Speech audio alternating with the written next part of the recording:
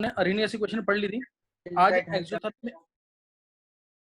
Exothermic और endothermic equations पढ़ेंगे, उसको ध्यान देना है ना। एक्सोथर्मिक और एंडोथर्मिक इक्वेशंस करेंगे, उसको ध्यान देना है। और आज टेस्ट सबने दिया, टेस्ट की परफॉर्मेंस बहुत ज्यादा पुअर थी। 21 को टेस्ट रखा है, लास्ट टेस्ट है, उसके बाद मैं इस टॉपिक का टेस्ट नहीं रखूंगा, इसमें टाइम वेस्ट नहीं कर सकते बिल्कुल भी।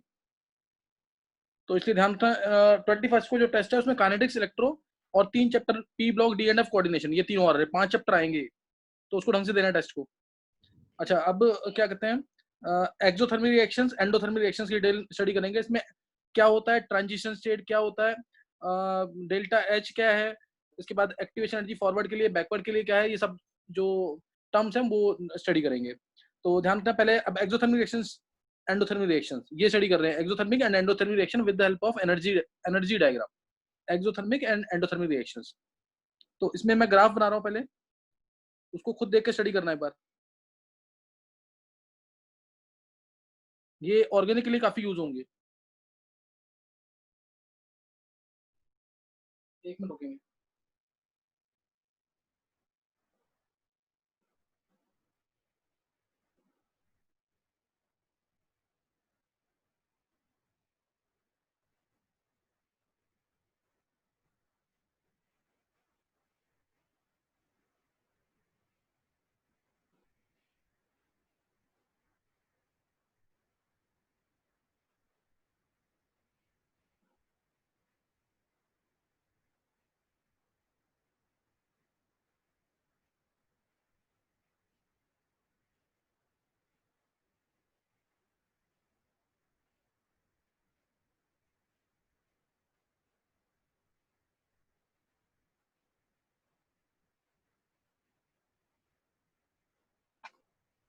चलो एक बार ध्यान देंगे, एक्सोथर्मिक और एंडोथर्मिक रिएक्शंस के लिए ग्राफ है। लास्ट टाइम मैंने कुछ फॉर्मुलेस कराए थे, फॉर्मुले सबको याद होने चाहिए। वो फॉर्मुले जैसे मैंने बताया, fraction of molecules having energy equal to और ग्रेटर देन थ्रेशोल्ड एनर्जी। किसी को ध्यान है formula? Fraction of molecules having energy equal to और ग्रेटर देन थ्रेशोल्ड एनर्जी, किसी को ध्यान है? कॉपी में देख के बोलोगे तो फायदा नहीं है उसका कोई। Yes sir. बोलो। log f equals to minus activation energy मतलब नेगेटिव की और upon 2.303 RT। log f equal to minus EA by 2.303 RT। Nilesh तेरी आवाज नहीं आती यार, तूने टेस्ट तो सही दिया है, टेस्ट बहुत अच्छा नहीं है लेकिन तेरा सही था, 23 मार्क्स तेरे थे और अक्षय के थे, लेकिन ओवरऑल क्लास की परफॉर्मेंस बिल्कुल, मतलब कोई सोच भी नहीं सकता इतनी पुअर थी। पेपर बिल्कुल इजी बनाया था मैंने, ऐसे टफ नहीं था पेपर।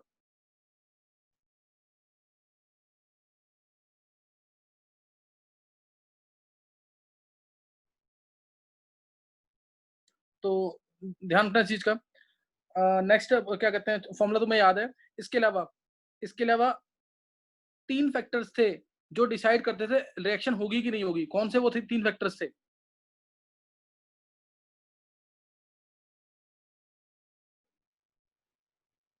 किसी को ध्यान होगा? कॉलिजन फ्रीक्वेंसी और इफेक्टिव एनर्जी और वो जेड फैक्टर पी। ये कुणाल ने बोला है? Yes sir. कुणाल तू बता, टेस्ट क्या पेपर दिया है? इतनी मैं क्लासेस ले रहा हूँ तो क्या फायदा उसका लेने का? क्लासेस तेरे और शायद हर्षिल के कहने पे मैंने क्लास स्टार्ट की थी ना ये। Yes sir. है कुणाल? फिर कुणाल नंबर नहीं आएंगे तो क्या फायदा फिर पढ़ाने का ऐसे? सर नेक्स्ट टेस्ट में आएंगे और नेक्स्ट टेस्ट पूरा ध्यान देना है, पूरा कंप्लीट रिवीजन नहीं होगा। नहीं तो फिर मैंने कल पूछा भी था, स्पेशली अगर ध्यान हो तो मैंने पूछा था ना कल ये, तो बोलते ना तुम लोग। ये एक टेस्ट बनाने में ना मैं बैठे बैठे खुद बनाता हूँ टेस्ट ये, और मेरे को एक टेस्ट बनाने में 2.5 से 3 घंटे लग जाते हैं। फिर इसका मैंने छोटा सा एक हिंट वाला सोल्यूशन भी बनाया। तो आज मेरी दक्ष से कम से कम आधे घंटे बात हुई है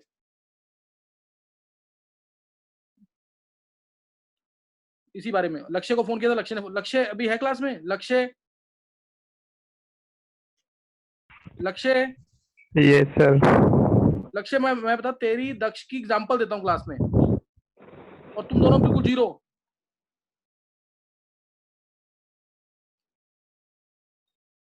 लक्ष्य नेक्स्ट टेस्ट में नहीं आते फिर देख, फिर मेरे को तो तेरा एक सेकंड तेरा ध्यान रखना पड़ेगा अगर नेक्स्ट टेस्ट में नहीं आते मार्क्स। मतलब बिल्कुल ओपनली मैं कह रहा हूँ तेरे को, अगर अब नेक्स्ट टेस्ट में नंबर नहीं आते फिर मैं 1-1 सेकंड तेरा कंट्रोल करूंगा, फिर देख लियो इस चीज का। मैंने तेरे को फोन भी किया था शायद, किया था फोन तेरे को? हाँ सर, वो अभी देखा है मैंने, जब हाँ, तो फोन कुछ भी था नहीं मेरे पास। लेकिन अब तू, हाँ अब कुछ भी है, मैं सीधा 21 को बात करूंगा अब। Okay sir. हाँ, अब 21 को पूरी ताकत लगा दियो, 42 इयर्स IIT या कुछ भी खत्म कर दियो, लेकिन मेरे जो जितने लेक्चर्स हैं, प्राइवेट लेक्चर्स चाहिए प्राइवेट लेक्चर्स ले लियो मेरे से, या क्या कहते हैं, कुछ मैंने अक्षर को दे रखे हैं, अक्षर से ले लेना जो भी प्राइवेट लेक्चर्स हैं, लेकिन इस बार ढंग से पढ़ लियो पूरा। 5 चैप्टर है, 5 चैप्टर ढंग से प्रिपेयर कर लियो। Okay sir. मतलब किसी में 4-5 बच्चे, जो मेरे टेस्ट बनते हैं 4-5 बच्चों के मार्क्स आते हैं, और ये तो अभी मैं डायरेक्ट टेस्ट दे रहा हूँ हाथ से बनाकर। मेरे पुराने टेस्ट करोगे फिर तो बिल्कुल 0 नेगेटिव में आते हैं नंबर बिल्कुल।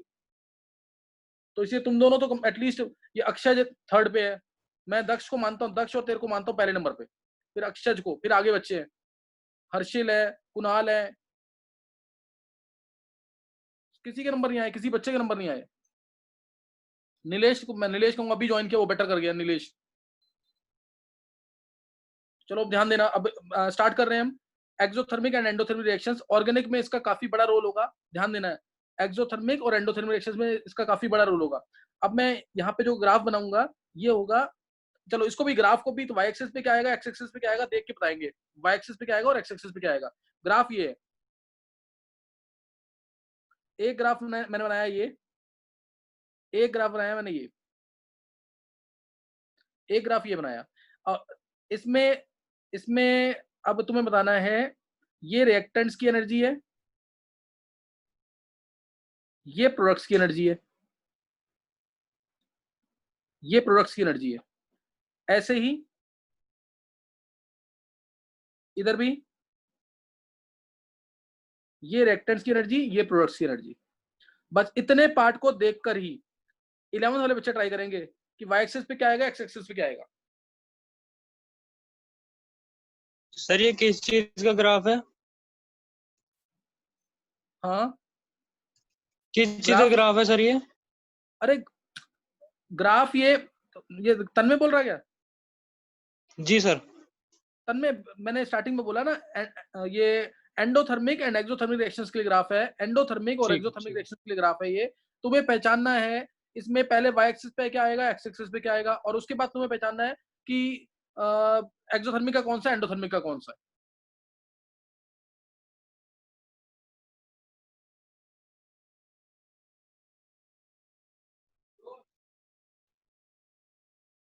कोई भी 11th का बच्चा, चलो नहीं 11th वाले नहीं बोल पा रहे, तन्मय नाम बोल सर, तन्मय। हाँ बोल, हाँ तन्मय बोल। तन्मय सर, ये बता दो कौन सा किसका ग्राफ है? पहला अच्छा, वाला सर, पहला वाला एंडोथर्मिक का है और दूसरा वाला एक्सोथर्मिक का है। चल अब तन्मय, अब तू शांत रहिए थोड़ा सा। और कोई?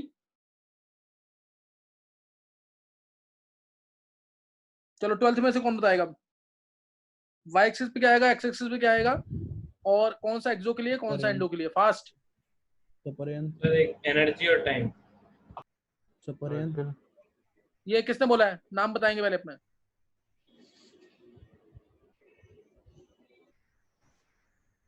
हाँ पर्यंत तू बोल, नाम नहीं बोल रहा कोई। हाँ हाँ हर्षिल, एनर्जी और टाइम का ही ग्राफ है, दिख रहा है यहाँ पे। देखो तुम्हें बस ग्राफ को पहचानना है, ग्राफ को अगर पहचानना है तो तुम सिंपल चेक करो, वर्टिकली हम कैसे जा रहे हैं, हॉरिजॉन्टली कैसे जा रहे हैं। हॉरिजॉन्टली जब जा रहे हैं, रिएक्टेंट से प्रोडक्ट बन रहे हैं, हॉरिजॉन्टली चेक करो, ऐसे गए तो क्या हो रहा है, रिएक्टेंट से प्रोडक्ट बन रहा है। इसका मतलब ये ग्राफ इसके लिए है, this graph is for sorry, ये वाई एक्सिस, एक्स एक्सिस पे क्या आएगा, टाइम, टाइम या प्रोग्रेस ऑफ रिएक्शन। क्या आएगा इसमें, प्रोग्रेस ऑफ रिएक्शन। ध्यान देंगे इधर, इधर आएगा प्रोग्रेस ऑफ रिएक्शन। और वर्टिकली क्या दिख रहा है हमें, एनर्जी दिख रही है कि नहीं? ऊपर जा रहे हैं तो एनर्जी देखो, वर्टिकली क्या दिख रहा है, ऐसे एनर्जी दिख रही है कि नहीं? तो एनर्जी दिख रही है, तो वाई एक्सिस पे आएगा, वाई एक्सिस पे आएगा पोटेंशियल एनर्जी। ये जो आज वाला टॉपिक है ये ऑर्गेनिक के लिए बहुत इंपॉर्टेंट है, इसलिए मैंने 11th वाले बच्चों को अभी जस्ट मैसेज किया है।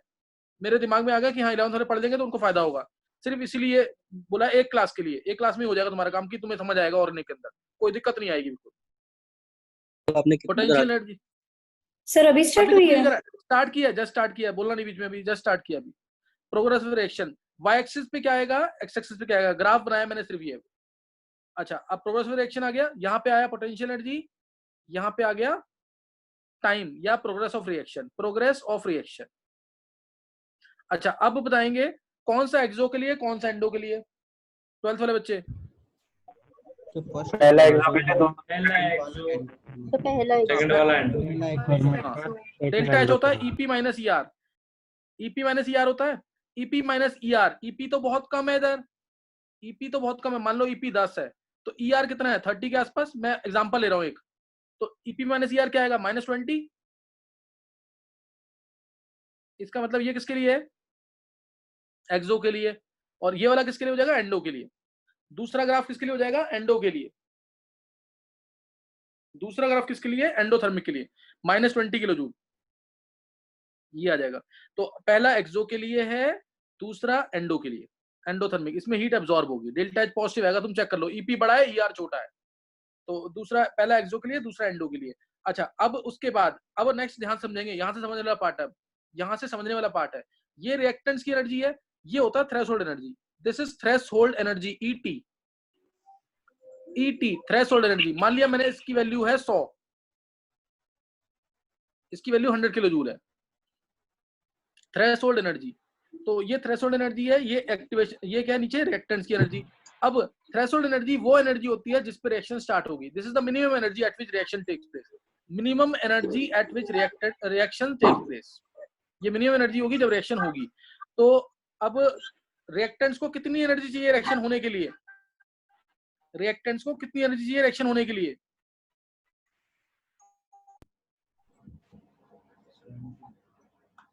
बोलो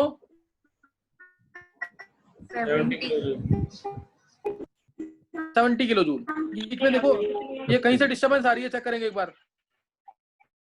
70 किलो जूल एनर्जी चाहिए इसको, 70 किलो जूल, ताकि रिएक्शन हो सके, this much amount of energy is required, 70 kilo joule, 70 kilo joule energy चाहिए ताकि रिएक्शन हो सके। ऐसे ही इधर कितनी चाहिए ये, और बैकवर्ड के लिए कितनी चाहिए एनर्जी, बैकवर्ड के लिए कितनी चाहिए 90, ईबी, ईबी 90 है और ईए 70 है, ईबी 90 ईए 70, ये आ गया। अब ध्यान रखना ईए क्या है, ईए फॉरवर्ड एक्टिवेशन एनर्जी है, ईएएफ लिख दो उसको, ये क्या होगा ET minus ER, ET minus ER, और बैकवर्ड के लिए क्या होगी ईटी माइनस ईपी, तो ये आ जाएगी हमारी कितनी, ईटी माइनस ईआर कितना आ जाएगा, बोलो ईटी माइनस ईआर 70, ये फॉरवर्ड की एक्टिवेशन एनर्जी है, और ये 90, 100 माइनस 10 आएगा, ऊपर आएगा 100 माइनस 30, तो 70 किलो जूल और 90 किलो जूल बैकवर्ड की और फॉरवर्ड की एक्टिवेशन एनर्जी। इतना समझ आ गया सबको कि नहीं है, ये समझ आ गया होगा। एक्टिवेशन एनर्जी क्या डेफिनेशन क्या बोलेंगे एक्टिवेशन एनर्जी की, थ्रेशोल्ड एनर्जी की डेफिनेशन मैंने बता दी है, minimum energy at which reaction takes place, threshold energy is the minimum energy at which reaction takes place. और एक्टिवेशन एनर्जी क्या होगी, अब एक्टिवेशन एनर्जी डेफिनेशन क्या होगी इसकी, energy required to start the reaction. हाँ ये भी सही है, नहीं तो बोले अगर कुछ एक्स्ट्रा एनर्जी, एक्स्ट्रा और additional amount of energy required by the reactants so that their energy becomes equal to threshold energy, समझ में कि नहीं। एक्स्ट्रा, वो एक्स्ट्रा एनर्जी कितनी है 70 किलो जूल, एक्स्ट्रा और additional amount of energy required by the reactants so that their energy becomes equal to threshold energy. या कभी भूल जाओ तो इसको जरूर याद रखना, difference of threshold energy and energy of reactants, difference of threshold energy and energy of reactants, difference of threshold energy and energy of reactants। तो ये होती है हमारी एक्टिवेशन एनर्जी, ये क्या है एक्टिवेशन एनर्जी, तो इसको ध्यान रखना इस चीज को। नेक्स्ट नोट करेंगे, अभी ये तुम्हें डिटेल मैंने दे दी। ऐसे ही इधर ये रिएक्टेंट्स की एनर्जी है, ये हो गई हमारी ईएएफ, ये हो गई ईएबी। अब यहाँ पे सबसे इंपॉर्टेंट पार्ट ध्यान देंगे, अब यहाँ पे सबसे इंपॉर्टेंट पार्ट ये है, ये क्या है, ये वाली स्टेट, ये स्टेट ये होती है transition state, this is called as transition state of the reaction, transition state, इसको नहीं भूलना। ऐसे ही ये भी क्या है यहाँ पे ट्रांजिशन स्टेट, ये क्या है transition state of the reaction. अब ये यहां पे इस पॉइंट पे बनता है एक्टिवेटेड कॉम्प्लेक्स, इस पॉइंट पे क्या बनेगा activated complex, activated complex. Transition state जो होती है उधर बनता है एक्टिवेटेड कॉम्प्लेक्स। अब एक चीज बतानी है यहाँ पे, एक्टिवेटेड कॉम्प्लेक्स यहाँ तो मैंने समझा दिया मैंने इतना। नेक्स्ट मैं नेक्स्ट पेज पे लिख रहा हूँ, किसी को कोई डाउट हो तो पूछ सकता है यहाँ पे। ट्रांजिशन स्टेट के बारे में बताऊंगा उधर मैं, ट्रांजिशन स्टेट के बारे में। उसके ऊपर क्वेश्चन भी आया हुआ है, जेईई एडवांस में पूछा हुआ है, बोर्ड में भी इवन क्वेश्चन पूछा हुआ है इसका। किसी को कुछ पूछना है तो पूछ सकते हो तुम।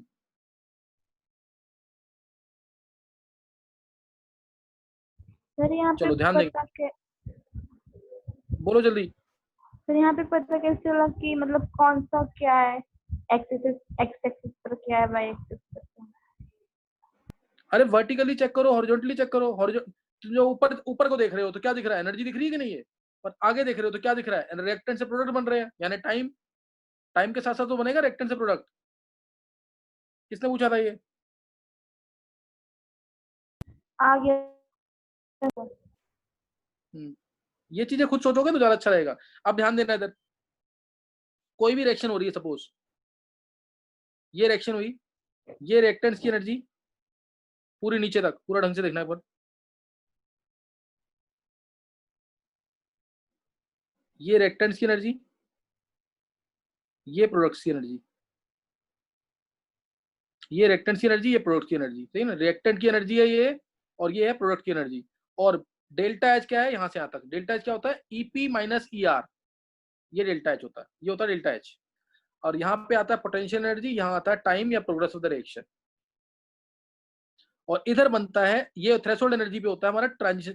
थ्रेशोल्ड एनर्जी पे होती है ट्रांजिशन स्टेट, थ्रेशोल्ड एनर्जी पे है ट्रांजिशन स्टेट।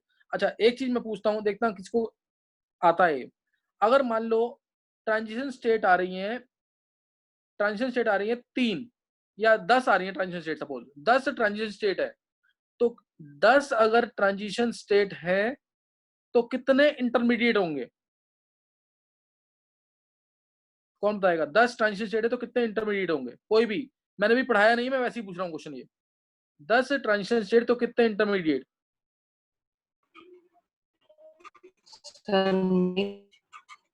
नाम बताएंगे पहले, कौन बोल रहा है? सर तरुण। तरुण बोल। सर 9। चलो और किसने निकाला आंसर? सर श्रेया 9। और कोई? अब श्रेया का नाम नहीं लग रहा। श्रेया कौन, किसने बोला है? श्रेया ने नाम बताएंगे? श्रेया पूरा नाम बोलो, क्योंकि 3 श्रेया हैं। सर श्रेया चावला। हाँ श्रेया चावला सही है, 9 आएगा। ये भी मैं प्रूव करूंगा, जितने ट्रांजिशन स्टेट होंगे उससे एक कम हमेशा इंटरमीडिएट्स होंगे। जितने ट्रांजिशन स्टेट होंगे उससे एक कम ट्रांजिशन स्टेट होंगी। अब ध्यान देना, जो ट्रांजिशन स्टेट है, ध्यान रखना, ट्रांजिशन स्टेट जहां पे बनता है एक्टिवेटेड कॉम्प्लेक्स, जहां क्या बनता है? Activated complex. बताओ ये रिएक्टेंट है कि प्रोडक्ट है? वो रिएक्टेंट है कि प्रोडक्ट है? जो ट्रांजिशन स्टेट है वो रिएक्टेंट है कि प्रोडक्ट है?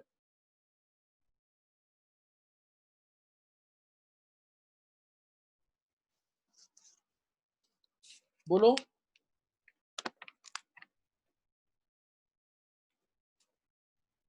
ट्रांजिशन स्टेट क्या है, रिएक्टेंट की प्रोडक्ट?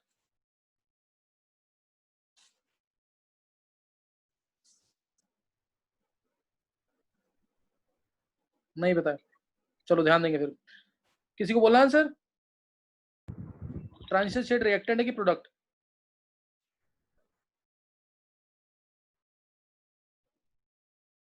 सर दोनों नहीं होती ट्रांजिशन स्टेट? श्रेया इसमें दोनों, ना तो ये रिएक्टेंट है ना प्रोडक्ट है, दोनों ही नहीं है ये। ध्यान देंगे कैसे? Transition state is neither reactant nor product. ध्यान देंगे, ट्रांजिशन स्टेट जो है एक स्टेट है, एक स्टेज है रिएक्टेंट्स और प्रोडक्ट्स के बीच में। जैसे अगर मैं एग्जांपल लेता हूं, suppose A2 + B2 gives 2AB, A2 + B2 gives 2AB, इससे बन रहा है 2AB, सपोज ये बन गया 2AB। तो इन दोनों के बीच की एक स्टेट आती है जिसमें हमें पता है कि A और B का बॉन्ड बनना है, A और A का बॉन्ड, B और B का बॉन्ड, और A और A का बॉन्ड टूटना है। ये देखा, ये बॉन्ड टूट रहा है, मान लो ये B था, B और B का बॉन्ड टूट रहा है, A और B का बॉन्ड, ये बॉन्ड ब्रेक हो रहा है, ये बॉन्ड ब्रेक हो रहा है, ये बॉन्ड फॉर्म हो रहा है, ये बॉन्ड फॉर्म हो रहा है, और ये बना फिर finally 2AB। Highly unstable state है। Transition state stable highly unstable क्यों है? ट्रांजिशन स्टेट हाईली अनस्टेबल क्यों है? क्योंकि सर इसमें एनर्जी ज्यादा है। क्योंकि इसकी एनर्जी ज्यादा है, दिख रहा है ना, इसकी एनर्जी बहुत ज्यादा, जिसकी एनर्जी ज्यादा है स्टेबिलिटी कम। ट्रांजिशन स्टेट, अब इसके बारे में क्वेश्चन आया वो बोर्ड में ऐसे, write the role of activated complex in any chemical reaction, write the role of activated complex in any chemical reaction. तो क्या बोलेंगे इसके अंदर? ये क्या है? It is a stage. Activated complex क्या है? It is formed at the point of threshold energy, it is formed at the point of, ये थ्रेशोल्ड एनर्जी है ना, minimum energy at which reaction takes place. Activated complex is formed at the point of threshold energy and it is highly unstable state. It is highly unstable state between the reactant and products as its energy is higher than those of reactants as well as products. As its energy is higher than those of reactants as well as products. दोनों से energy इसकी जा रहा है. Therefore, it is highly unstable state. It is a state between the reactants and products. It is a stage between the reactants and products. Its energy is higher than reactants as well as products, therefore it is highly unstable state. It is the intermediate state between the reactant and products. Intermediate है. It is the stage at which the bond between the reactants starts breaking. Stage at which the bond between the reactants starts breaking and that between the products, ये break हो रहे हैं bond and that between the products starts forming. जैसे मैं example अगर H2 plus I2 का लेता हूँ suppose, हालांकि reaction endothermic है ये, H2 plus I2 का मैं example लेता हूँ अगर, तो ये बनेगा अनस्टेबल स्टेट जो बीच में आएगी वो ऐसे आएगी, एच एच का बॉन्ड टूट रहा है, आई आई का बॉन्ड टूट रहा है और नया बॉन्ड एच आई का बन रहा है, एच आई का बॉन्ड बन रहा है, ये ब्रेक ब्रेक फॉर्म फॉर्म और ये बन गया 2HI। तो ऐसे भी शो करते हैं, दिस इज कॉल्ड एज, ये ट्रांजिशन स्टेट है यहाँ पे, या ये ही एक्टिवेटेड कॉम्प्लेक्स है यहाँ पे, ट्रांजिशन स्टेट और एक्टिवेटेड कॉम्प्लेक्स, ट्रांजिशन स्टेट और एक्टिवेटेड कॉम्प्लेक्स। समझ आई बात कि नहीं है? ट्रांजिशन स्टेट और एक्टिवेटेड कॉम्प्लेक्स। तो इसलिए इसको ध्यान देना है इस चीज को और ढंग से करना क्वेश्चन। ट्रांजिशन स्टेट क्या है? Highly unstable state between the reactants and products because its energy is higher than the reactants as well as products. ऐसी stage at which bond between the reactants starts breaking and that between the products starts forming। ना तो ये reactant है ना ये product है, एक stage है इन दोनों के बीच की, इन दोनों के बीच की एक स्टेज है। समझ गए कि नहीं है? तो ये सारे पॉइंट लिख के आना है। Stage at which bond between the reactant क्या होते हैं? ब्रेक करने लग जाते हैं और प्रोडक्ट के बीच में बनने लग जाते हैं। तो इसी पॉइंट पे एक्टिवेटेड कॉम्प्लेक्स बनता है, ट्रांजिशन स्टेट इसी को कहते हैं, यही ट्रांजिशन स्टेट है और ये थ्रेशोल्ड एनर्जी के पॉइंट पे बनता है। तो अभी तुम्हें समझ आ गया होगा जो मैंने बताया। यहाँ पे एक बार मैं रिपीट कर देता हूँ। ये ग्राफ था, सिंपल था बिल्कुल। इसके अंदर ये ट्रांजिशन स्टेट के बारे में मैंने बता दिया तुम लोगों को, ट्रांजिशन स्टेट के बारे में बता दिया मैंने, एक्टिवेटेड कॉम्प्लेक्स के बारे में बता दिया। यहाँ पे ये रिएक्टेंट्स की एनर्जी थी, यहाँ पे ये प्रोडक्ट्स की एनर्जी थी, ये थ्रेशोल्ड एनर्जी थी। ये एक बार मैं और ले लेता हूँ, ये 100 है मान लो, ER मान लिया मैंने, अगेन 30 है, EP ये 10 है मान लो। अब इसके अंदर ध्यान देना, अब मैंने डाल दिया यहाँ पे कैटलिस्ट, ध्यान देंगे, अब मैंने डाल दिया इसमें कैटलिस्ट। कैटलिस्ट क्या करेगा? एक्टिवेशन एनर्जी को कम कर देगा। ये होती है एक्टिवेशन एनर्जी, रिएक्शन को स्टार्ट करने के लिए जो एनर्जी चाहिए। अब पहले चाहिए थी 70, पहले 30 थी रिएक्टेंट की एनर्जी, 100 थी कम से कम एनर्जी जो रिएक्शन को स्टार्ट करने के लिए चाहिए थी। तो इसलिए रिएक्टेंट्स को कितनी एनर्जी चाहिए रिएक्शन स्टार्ट करने के लिए? 70 चाहिए। तो EA या EAF या फॉरवर्ड एक्टिवेशन एनर्जी 70 है, फॉरवर्ड एक्टिवेशन एनर्जी 70 है। अब एक चीज और ध्यान देंगे, इसको कुछ ऐसे सोचना, तुम बुक्स के अंदर देखोगे ना तो एग्जांपल भी ऐसी दे रखी है, ये ऐसे दिखा रखा है इस तरीके से कि यहाँ पे लगा दिया मैंने एक, मैं इसको रब कर दूंगा अभी, यहाँ पे सपोज एक ना बॉल है, ये ऐसे ये बॉल रख दी यहाँ पे और इस बॉल को इधर से इधर जाना है, इस बॉल को इधर से इधर जाना है। तो इसको ये हिल को क्रॉस करना पड़ेगा कि नहीं? डायरेक्ट नहीं जाएगा, बीच में खाई, मान लो कि बीच में खाई है, यहाँ जा ही नहीं सकता, ये डायरेक्ट नीचे से नहीं आती है, सही ना? तो ये इसको इस हिल को क्रॉस करना है ना, इस पहाड़ को चढ़ना पड़ेगा। उसके लिए पहाड़ को चढ़ने के लिए तो हमें एनर्जी देनी पड़ेगी ना। एक बार ये यहाँ पहुंच गई बॉल, ये कौन,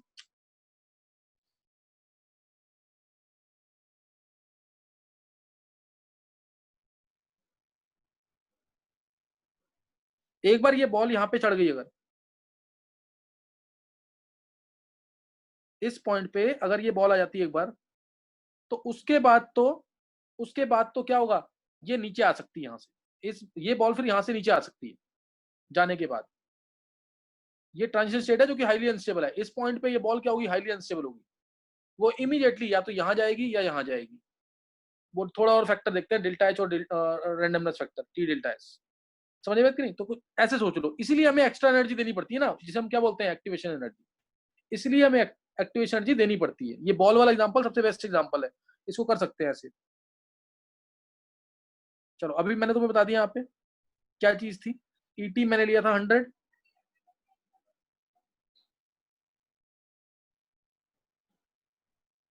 ईटी 100 लिया यार। अब मैंने डाल दिया इसके अंदर कैटलिस्ट, ध्यान देंगे, अब मैंने डाल दिया इसके अंदर कैटलिस्ट। कैटलिस्ट जो ये थी हमारी एक्टिवेशन एनर्जी। अभी in the absence of catalyst, E F था हमारा 70, ई बी था 90 और डेल्टा एच था -20, यानी रिएक्शन एक्सोथर्मिक। डेल्टा एच ये था, इन दोनों का डिफरेंस जो कि क्या है -20, ये मैंने बता दिया किलो जूल पर मोल में है। अब मैंने डाल दिया इसके अंदर कैटलिस्ट। कैटलिस्ट डालने से क्या होगा, मान लो ये कैटलिस्ट डाला तो ये इस तरह से नया पाथ लेके आएगा, एक्टिवेशन एनर्जी को कम कर देगा, नया पाथ लेके आएगा, एक्टिवेशन एनर्जी को कम कर देगा। अब इसने कर दिया मान लो इसको 80। अब ई एफ, ई बी और डेल्टा एच क्या होंगे,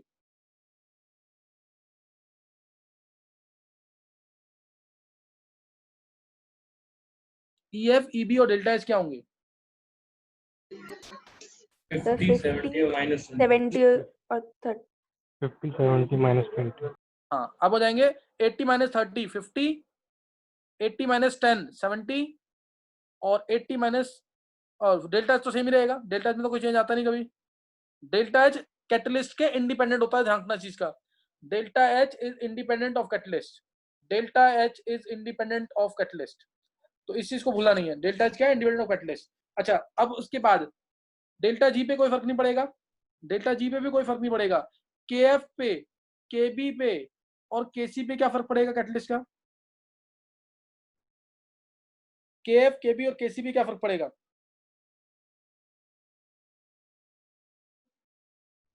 बोलो, के एफ, के बी और के सी,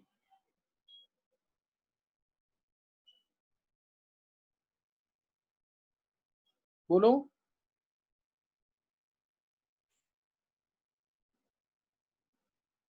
के एफ, के बी और के सी पे क्या फर्क पड़ेगा,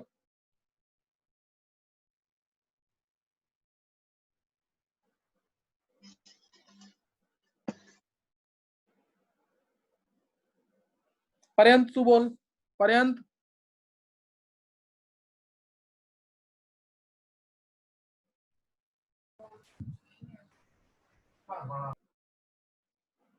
चलो और कोई, और कौन ट्राई करेगा। के एफ, के बी, के एफ है फॉरवर्ड रेट कांस्टेंट, के बी है बैकवर्ड रेट कांस्टेंट, के सी है इक्विलिब्रियम कांस्टेंट। तन्मय बोल तन्मय। सर कांस्टेंट है तो ये इन पे कोई फर्क नहीं पड़ेगा। चलो कुछ नहीं था, और कौन बताएगा। सर श्रेया। श्रेया बोलो। सर जो के होता है सर वो ई ए के इनवर्सली प्रोपोर्शनल होता है, और ई ए डिक्रीज हो रही है तो के एफ, के बी और के सी तीनों डिक्रीज होंगे, तीनों डिक्रीज होंगे। चलो सही है, और कोई नाम बोलेंगे पहले। नीलेश। नीलेश बोल। सर के एफ और के बी दोनों इंक्रीज हो जाएगी सेम रेट से, और के सी कांस्टेंट। नीलेश तू कहीं से देख के तो नहीं बोलता, मेरे को इतना तेरे पर डाउट हो जाता कई बार, लेकिन तूने पता पेपर आज दिया है इसलिए मेरे को थोड़ा सा विश्वास हो गया। तू अपना, मैं तो दोबारा बोल रहा हूँ बैच के बीच में, उस दिन कुणाल को बोला था, एक तेरे को बोल रहा हूँ आज, तू थोड़ा सा अपना लेबर और बढ़ा दे। जितना तू हार्ड वर्क करेगा ना, तू निकाल जाएगा कुछ ना कुछ अनएक्सपेक्टेडली। समझ गया नीलेश की नहीं? ओके नीलेश, हाँ तू अपनी मेहनत बढ़ा दे थोड़ी और, हाँ तू अपनी मेहनत बढ़ा दे, तू बहुत अच्छा कर जाएगा। के एफ बढ़ेगा, फॉरवर्ड रेट कांस्टेंट बढ़ेगा, बैकवर्ड रेट कांस्टेंट बढ़ेगा, they both will increase by the same amount. अगर अल्फा से बढ़ रहा है के एफ तो अल्फा से बढ़ेगा के बी, ऐसा नहीं कि अल्फा से के एफ बढ़ा और बीटा से के बी बढ़ेगा। देयरफॉर के सी विल रिमेन कांस्टेंट। तो ये भूलना नहीं है, ऐसे क्वेश्चन पूछे जाते हैं ऑब्जेक्टिव्स के अंदर। के एफ विल इंक्रीज, के बी विल इंक्रीज, बट के सी विल रिमेन कांस्टेंट। के सी क्योंकि क्या होता है, के एफ बाय के बी। इसको कांस्टेंट मानते हैं। समझ गए कि नहीं? KF इंक्रीज करेगा, KB इंक्रीज करेगा, दोनों सेम अमाउंट से इंक्रीज करेंगे। 3 टाइम्स ये बढ़ा तो 3 टाइम्स ये बढ़ा, 3 से 3 कैंसिल, तो इसलिए KC विल रिमेन कांस्टेंट। तो ये भूलना नहीं है, डेल्टा H कांस्टेंट होता है, डेल्टा G कांस्टेंट होता है, KC भी कांस्टेंट होता है, लेकिन KF और KB दोनों बढ़ते हैं। ये ध्यान रखना इस चीज का। अच्छा, अगला पॉइंट मेरा, अब जिसने कल का लेक्चर सुना है वो बताएगा। 11th वाले बच्चों को नहीं समझ आएगा ये। Z और F पे क्या फर्क पड़ेगा कैटलिस्ट डालने का? फास्ट, Z और F पे क्या फर्क पड़ेगा कैटलिस्ट डालने का? Z और F पे क्या फर्क पड़ेगा कैटलिस्ट डालने का?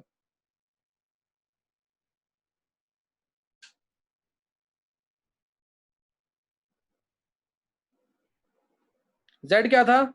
Z और F क्या है?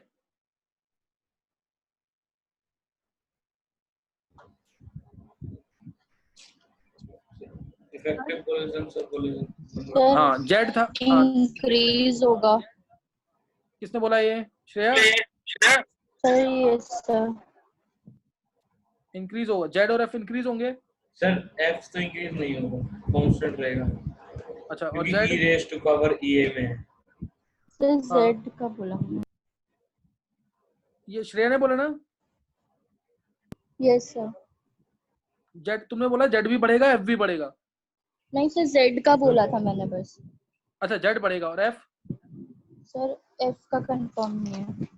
अच्छा लो, अच्छा एक तो मैं 11th वाले बच्चों को इसका बता दूं, Z होता है, एक मिनट, Z होता है टोटल कोलिजन्स कितनी हो रही है, और F है इफेक्टिव कोलिजन्स कितनी है, फ्रैक्शन ऑफ इफेक्टिव कोलिजन कितनी है। मान लो दो रिएक्टेंट के बीच में, मान लो मैंने यहाँ पे A2 और B2 लिया, अगर ये दो रिएक्टेंट्स हैं, इनमें कोलिजन हुई, हर एक कोलिजन AB नहीं बना देगी, हर एक कोलिजन प्रोडक्ट नहीं बना देगी। अगर 100 कोलिजन हुई है तो ज्यादा से ज्यादा 3 या 4 में प्रोडक्ट बनता है, प्रोडक्ट कम में बनेगा। मतलब जो इतनी एनर्जी दे देगा, कितनी एनर्जी, 10 30 थी, 70 एनर्जी जो दे देगा, वो प्रोडक्ट बनाने के चांसेस बढ़ जाएंगे, उसके बढ़ जाएंगे। ये मतलब है। अब ध्यान देंगे, कैटलिस्ट डालने से Z और F, Z तो रहेगा कांस्टेंट, जितनी कोलिजन पहले हो रही थी अब भी उतनी कोलिजन, 100 कोलिजन अगर पहले हुई थी तो अब भी 100 ही होंगी कोलिजन, लेकिन अब ये एनर्जी कम हो गई। अब ये एनर्जी क्या हो गई, कम हो गई कैटलिस्ट डालने से कि नहीं? तो इफेक्टिव कोलिजन्स का फ्रैक्शन जो है वो बढ़ जाएगा। Z विल रिमेन कांस्टेंट, लेकिन पहले इफेक्टिव कोलिजन मान लो 10 हो रही थी तो अब हो जाएंगी 15, F की वैल्यू बढ़ जाएगी, Z विल रिमेन सेम। नहीं समझ आया समझ की नहीं है? ये थोड़ा सा सोचोगे तो समझ आ जाएगा, ये तो इसलिए। और अब टेम्परेचर का क्या फर्क पड़ेगा, दूसरा क्वेश्चन मेरा, ये सारे क्वेश्चन ऑब्जेक्टिव क्या जो मैं बता रहा हूँ तुम्हें। अब टेम्परेचर का क्या फर्क पड़ेगा Z और F पे? सर दोनों इंक्रीज होंगे। सोचना ही नहीं बिल्कुल भी, दोनों ही इंक्रीज होंगे। ये किसने बोला है? सर सिद्धि बहुत अच्छे। अब टेम्परेचर बढ़ाएंगे तो नेचुरल सी बात है, जितने कोलिजन टोटल हुई थी वो भी बढ़ेंगी, और F जो है फ्रैक्शन ऑफ इफेक्टिव कोलिजन वो भी बढ़ेंगी, दोनों ही बढ़ेंगे टेम्परेचर बढ़ाने से। तो समझ गए कि नहीं है? अच्छा, अब नेक्स्ट क्वेश्चन है मेरा, एक रिएक्शन हो रही है, मान लिया मैंने 300 केल्विन पे, एक रिएक्शन 300 केल्विन पे हो रही है, और एक रिएक्शन हो रही है 5000 केल्विन पे। टेम्परेचर बढ़ाने का किस पे फर्क पड़ेगा?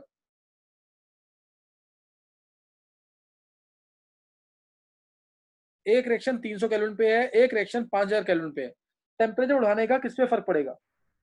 300 केल्विन पे। हाँ, ये तो नेचुरल सी, इसको भी सोचना ही नहीं है, बहुत सिंपल सी बात है। जो रिएक्शन ऑलरेडी 5000 केल्विन पे हो रही है, अगर तुम उसमें 10 केल्विन 12 केल्विन टेम्परेचर बढ़ा भी दोगे तो कोई फर्क थोड़ी पड़ेगा। ये मैं प्रूव करूंगा आर्हेनियस इक्वेशन के थ्रू। जो रिएक्शन 300 केल्विन पे हो रही है, उसमें अगर तुमने 10 केल्विन टेम्परेचर बढ़ाया तो उस रिएक्शन का रेट डबल हो जाएगा लगभग। लेकिन 5000 से 5000 केल्विन पे रिएक्शन कोई हो रही है, उस पर टेम्परेचर बढ़ाने का कोई फर्क नहीं पड़ेगा। इसीलिए मैं आगे बताऊंगा न्यूक्लियर केमिस्ट्री के अंदर कि न्यूक्लियर क्या कहते हैं, रेट जो हमारा एक्टिवेशन एनर्जी होती है, या फिर क्या कहते हैं रेट कांस्टेंट होता है, उस पर कोई खास फर्क नहीं पड़ता अगर टेम्परेचर बढ़ाते हैं। क्यों? क्योंकि न्यूक्लियर रिएक्शन जो होती है वो ज्यादा हाई टेम्परेचर पे होती है, इसलिए उन पर कोई फर्क नहीं पड़ता, टेम्परेचर का खास रोल नहीं होता उसके अंदर, ना ही आर्हेनियस इक्वेशन उधर वैलिड होती है न्यूक्लियर केमिस्ट्री के अंदर। तो ये बातें ध्यान रखनी है जो मैंने बताई अभी यहाँ पे। क्वेश्चन बताए हैं, क्वेश्चन का भी ध्यान रखना है। चलो अब नेक्स्ट जो है क्वेश्चन हमने कवर कर लिए हैं इसके अंदर कुछ। नेक्स्ट अब देखेंगे एक बार, चलो एक बार जल्दी से तो ध्यान देंगे। मान लो इसमें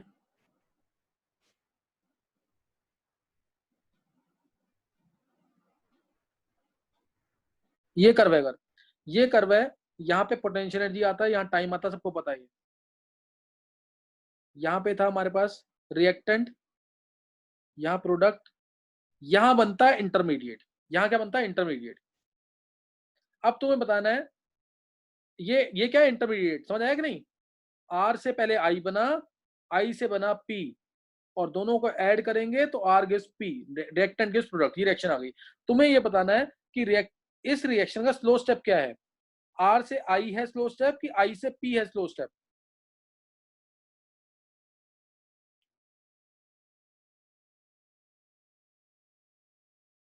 सर फिर से बोलना। आई से पी। आई से पी, अच्छा चलो। और कोई? आर से आई। आर से आई। आर से आई है, सोचना नहीं है इसमें।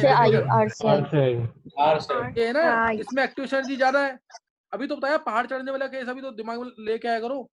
यहाँ पे एक्टिवेशन एनर्जी क्या है? कम। ये EA1 मान लो, ये EA2।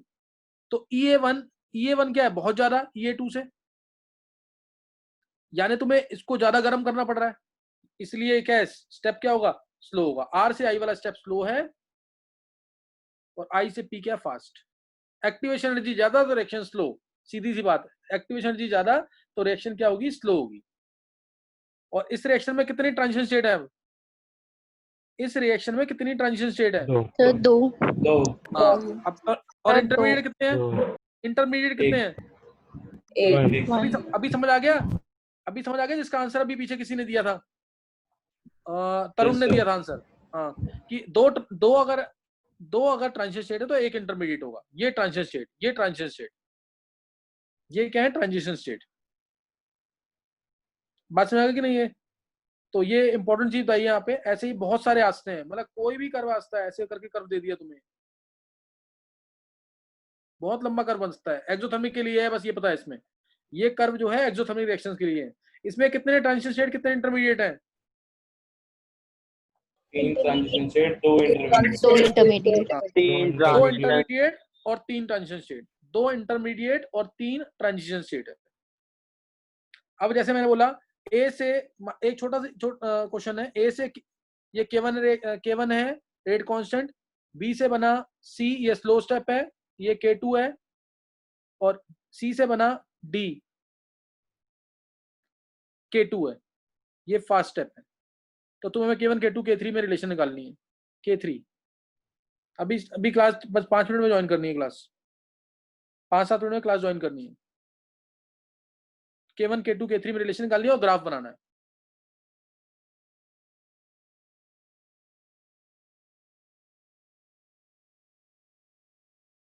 सर 11th वालों को तो करना है रिजॉइन।